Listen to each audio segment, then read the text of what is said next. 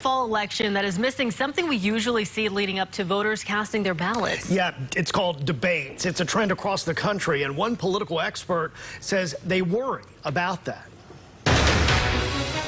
Remember 2020? Incumbent Senator Thom Tillis debated Democrat Cal Cunningham on CBS 17. It was a statewide event that gave voters a better sense of what both men stood for. It opens up a window of opportunity for one side to hammer the other side, to bring up an issue that maybe a candidate doesn't want to talk about.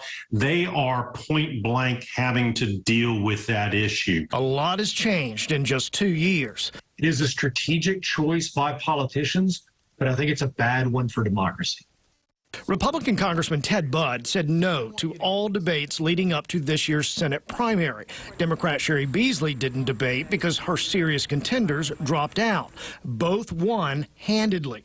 Budd and Beasley face each other in November, and so far there are no debates scheduled, including an invitation to do so from CBS 17.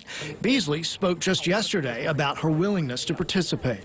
You know, the people of North Carolina deserve to hear from us. They deserve to hear where we are on the issues that they care about. I mean, we're talking about a senator who will be tasked with making decisions that impact people's everyday lives. Why is it that when you hear it in real time, in context, without interruption, is that so important?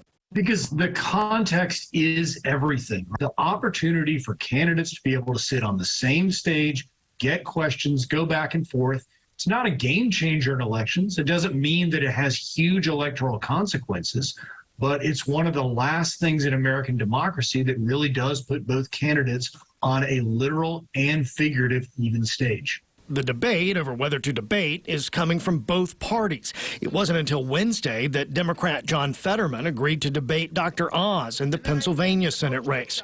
The trend to say no is worrisome to political scientists Chris Cooper and Michael Bitzer. The candidates need to come forward and ask for the votes of the voters. The citizens need to know where these candidates stand on critical issues, and how they would perform in public, we think, would translate to how they would govern. I think the bottom line is politicians will do what they need to do to get elected, and that's what we're seeing there. It's a different environment, and the voters ultimately are going to be the losers. And, you know, we did hear from Sherry Beasley there. I did reach out to the Ted Budd campaign to comment on his lack of debate plans, but at this point have received no response. Of course, if we get one, we'll post that online immediately. All right.